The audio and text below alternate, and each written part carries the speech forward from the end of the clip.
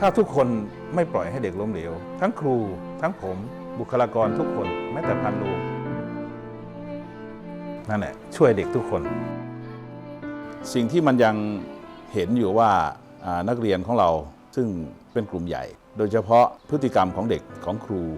เมื่อเทียบกับที่อื่นแล้วมันยังห่างจากพฤติกรรมหรือความสามารถที่คาดหวังมันสามารถสะท้อนได้ว่าเด็กเขาคิดอะไรคิดยังไงแล้วสื่อสารออกมายังไงว่ามันเหมาะสมกับวัยเหมาะสมกับระดับอายุของเขาไหมซึ่งมันก็ต่ำกว่าเกณฑ์ของค่าเฉลี่ยกลางของประเทศต่ำทุกวิชาศักยภาพการทำงานของครูมันก็ยังห่างไกลจากมาตรฐานตำแหน่งหรือที่ควรจะเป็นในทัศนะของท่านผู้ว่าท่านก็เล่าว่าประเทศไทยเราเนี่ยมันเป็นการศึกษาแบบหมาหางด้วนเห็นการศึกษาของประเทศไหนที่คิดว่ามันดีแล้วเขามีอิทธิพลต่อเราก็เอาตามเขาแต่ความเป็นตัวตนของตนเองนั้นถึงจะมีอยู่แต่ไม่ใส่ใจมากนักมันก็เปรียบเทียบกับหมาหางด้วนตัวหนึ่ง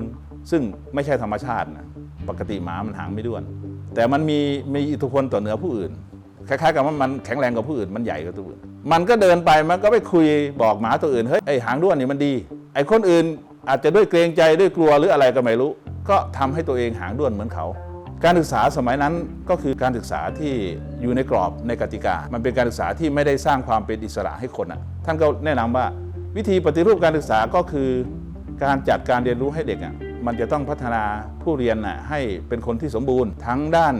ปัญญาภายในภายนอกก็คือความมีคุณธรรมจริยธรรมเป็นตัวนำจะไปเน้นที่ความรู้อย่างเดียวไม่ได้ถ้าจะปฏิรูปการศึกษาก็ต้องปฏิรูปวิธีการพัฒนาคนให้มันเป็นคนที่สมบูรณ์นี่เป็นส่วนหนึ่งที่ว่ามันไปเชื่อมโยงยังไงแล้วเราก็มาเทียบกับสิ่งที่เราทำอยู่เราได้เน้นสร้างผู้เรียนให้มีความเป็นคนที่สมบูรณ์เนี่ยครบเป็นองค์รวมแบบนี้หรือยังเคยมีคำพูดกับคุณครูว่าถ้าเราจะลองใช้วิธีการตัวใหม่ของเรานะเคยพูดว่าแพ้ก็แพ้ด้วยกัน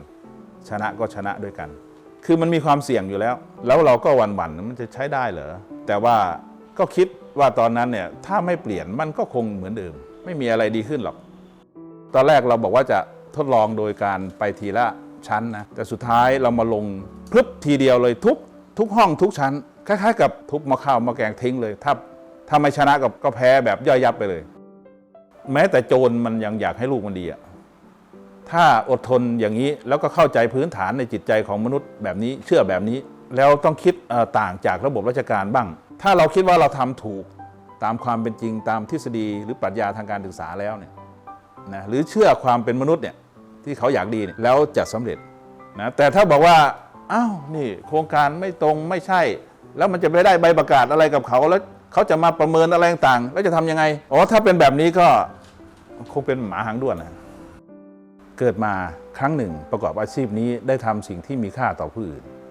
การสร้างคนให้เป็นคนที่สมบูรณ์เนี่ยมันเป็นนามธรรมมากๆมันยากมากๆการประคบประหงมของคนของครูทั้งพ่อแม่ผู้ปกครองด้วยค่อยๆทำให้เขาสมบูรณ์ขึ้นมามองไม่เห็นแต่มันมีค่าแล้วผมก็ภูมิใจว่าได้ทำได้เป็นส่วนหนึ่งได้กระตุ้นพาทั้งองค์กรทำ